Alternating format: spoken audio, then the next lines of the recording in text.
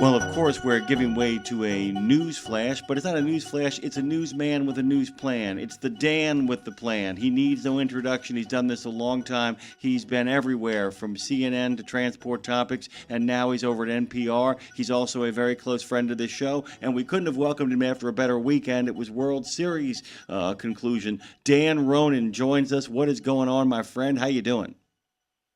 I am all right. Coming off of a newscast last night at NPR and joining you early this morning, at least early if you work an overnight shift.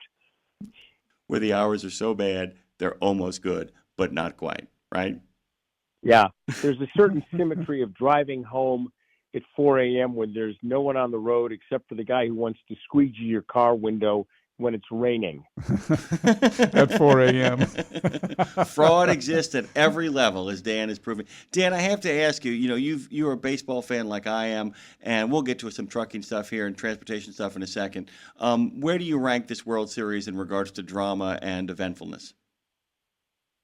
Oh, maybe second or third. I mean, there's the Braves, Twins series, the great series in '91 with Kirby Puckett and John Schmaltz and Jack Morris, which is great. And I lived in Atlanta, and I actually went to a couple of those games. The 1960 World Series with Bill Mazeroski and the Mets, with just the drama of the fact that the Pirates, that the Pirates were completely outplayed except for 4 games where they hit the ball and they did real well. I think this has got to be, right there. I'd also rank it in sheer entertainment value, right up there with the Kansas City Cardinals World Series of the mid '80s that brought us the famous Denkinger call. So I would say it's in the top 5, the top 3 or 4 at least. Yeah. Yeah, and the other thing is, too, I kept thinking about you as I watched the series, the baseball intelligence on display. I mean, the decision to put up his arms and call for a dead ball was just the two base award when the ball became lodged in the padding. There was a funny piece of video that showed up Instagram, one of the social medias, a couple of hours later, of someone on the grounds crew in Toronto at Rogers Center with a gigantic can of that foam spraying the bottom of the fence, saying, "Well, this is never going to happen again." Yeah. Yeah, it was just like I said. I mean, and to watch, and I don't think a lot of people realized what it was that Yamamoto did that was so old school. It felt like Greg Maddux reincarnated in a Japanese body, didn't it?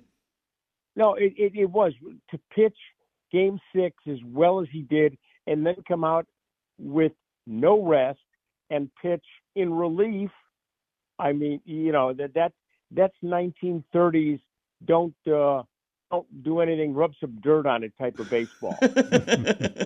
Yeah, it really was. It was an extraordinary World Series, and I kept thinking about you through the whole process. Like I said, I've never seen so much baseball intelligence, and at the same time, some real bonehead plays. I kept thinking about you when Guerrero decided to show up the umpire and start walking towards the base, and literally because the guy on first base can't hear the umpire make the call, he takes off jogging towards second base. Gets picked off. Guerrero ran them into a double play that ended the inning, and he played one of the greatest World Series of all times too. And we almost had a World Series decided. We came very extraordinarily close to almost having a World Series decided by replay on the forced play at home. I mean, look at how close the timing was of the catcher getting his foot back down on the home plate to institute the force play. I mean, it was fractional. It was the ultimate bang bang. And I give an enormous amount of credit to Jordan Baker, who was the home plate umpire. He got the call right. Yeah, I was because at first my dad went, I don't know. And we kept watching it, and he's like, oh my God, he got his foot back. And by the way, who'd have ever thought with all those stars that it would? And he's a legitimate talent.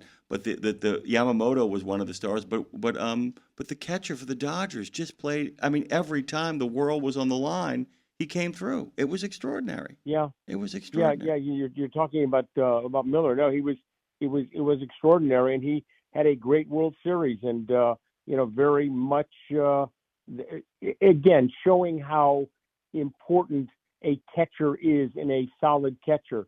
We saw that with Seattle, with the extraordinary year that the big guy had with Seattle with 60 home runs. I mean, catchers are not supposed to hit 60 home runs.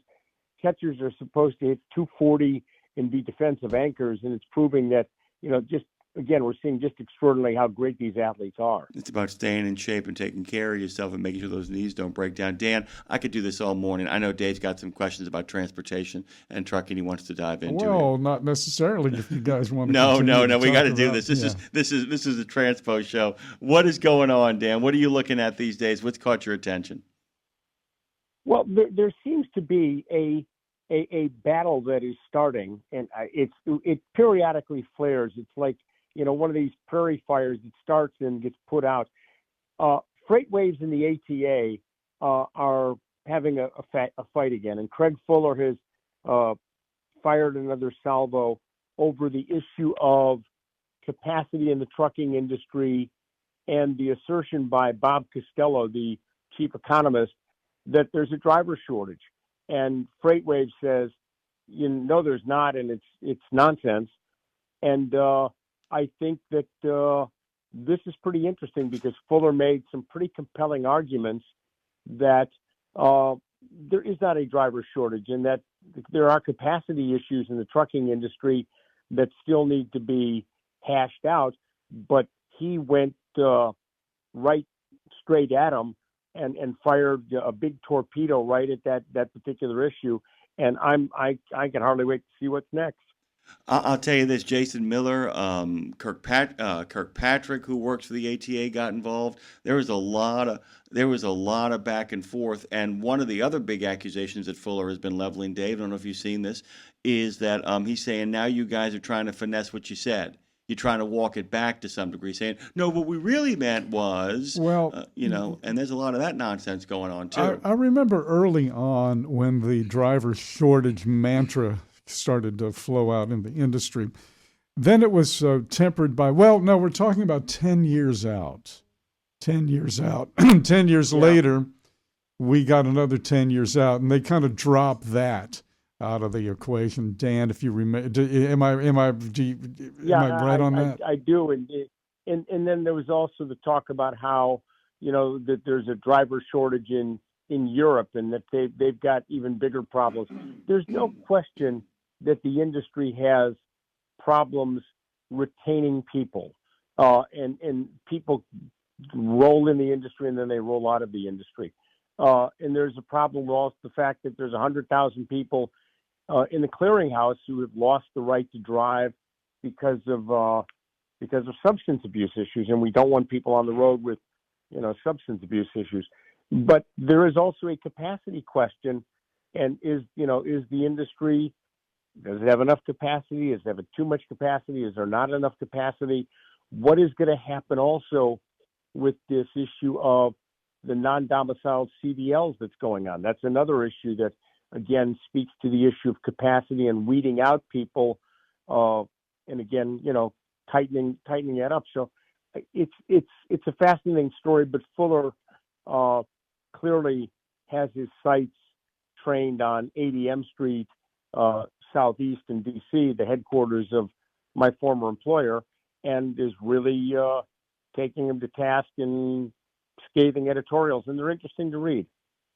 I want to ask you a point-blank question, Dan, and I'm going to give you my opinion. You tell me if you agree or you tell me you think I'm full of it. What I think has happened here is the real translation. Anytime those cast of characters say there's a driver shortage, they say there's not enough people that we can underpay like crazy. Every time I hear it, all I hear them saying now is we don't have enough cheap labor. That's what I hear.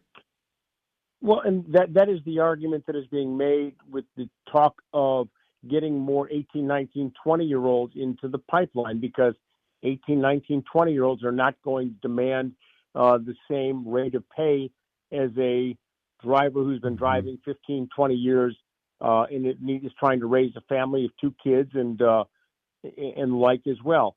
That is an argument that has been made. I do not like to give opinions on that sort of thing because I'm not an expert when it comes to pay rates, but there are those that say that the many in the trucking industry, the driving community especially, is significantly underpaid, and that the real problem is that it's a retention issue. And that's why there's so much churn in the industry, is because companies, and we saw this during the pandemic, would say, well, I'll give you that $15,000 signing bonus if you stay on for 6 months. And then they would stay with the company for 6, 8, 10 months and then go to another company. So that's the question. But there are many drivers who will tell you that they believe that they are grossly underpaid and they want to be paid more money. And I am a big believer, and if you can get more money from your employer, go for it. Give it a run. By the way, Dan, before we shuffle off this radio coil, I'm going to eschew the transition since Chris is already here with us.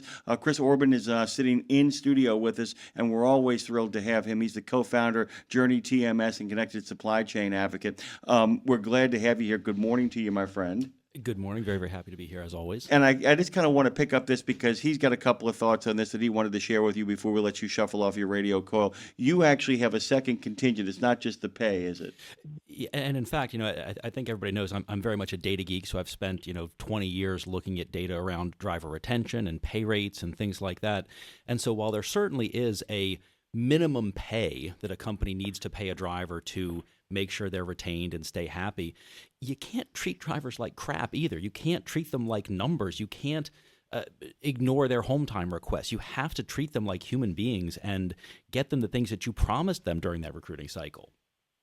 Yeah, I mean, that's really what it kind of comes down to, right, Dan? I mean, you know something about this as well, do you not? The idea that, you can't expect to treat people like cattle and then be surprised when they go off to greener pastures, right? No, not at all. And that's one of the challenges that the industry is facing. When you see things like we saw a couple of weeks ago, where we had a pretty substantial carrier, no names to be mentioned, that filed for bankruptcy, closed up its shop, and left drivers and others in the company stranded, and canceled the credit cards and all of those things. You can't, that's not good business practice. That does real bad things for morale. That shows people you really don't care about them. And that was another example, and there have been many of them, where we have seen that in the industry where, company closes, says on Friday they're going to close on COB at 5 o'clock, but they don't tell anybody.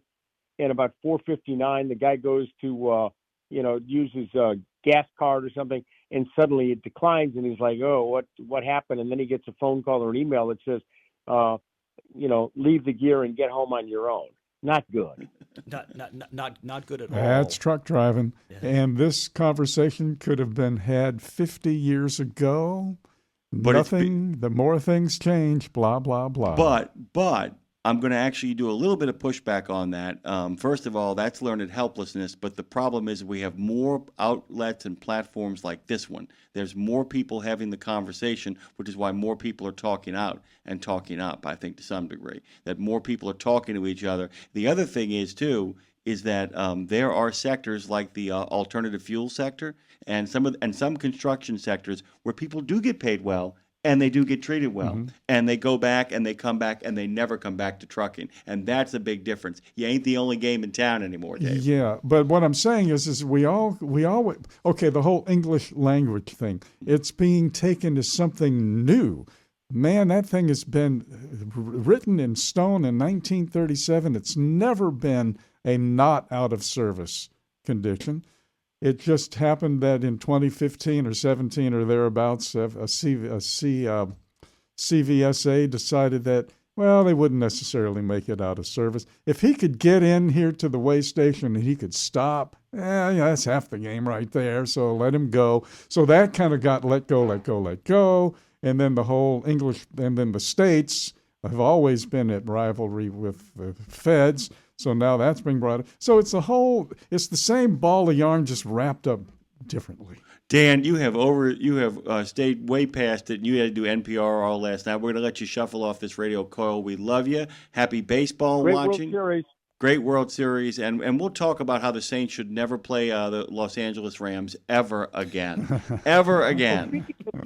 Speaking of New Orleans, real quick, wonderful piece last night on CNN about the recovery of New Orleans during the post-Katrina 2005, 2007, and all of the work that went into keeping the Saints in New Orleans and especially by former NFL Commissioner Paul Tagliabue. Unbelievable. It's a very important story, close to your heart, but it was a wonderful story that really went deep into how close the Saints came to leaving New Orleans and how big a deal, how great a job Tagliabue did to keep the Saints in New Orleans. It would have been a black eye from which the NFL would not have recovered. And as a matter of fact, I would argue that his theory was absolutely put to the test and succeeded. The drop-off in the Super Bowl when the Saints were robbed in 2019, check the ratings for that Super Bowl of what happened that year. It would have been a disaster from which the NFL, a PR disaster, they would have had to live with for a very long time. He heroically behind the scenes, to some degree, argued, cajoled. It's a great story. I can't wait to check it out. Thank you, Dan.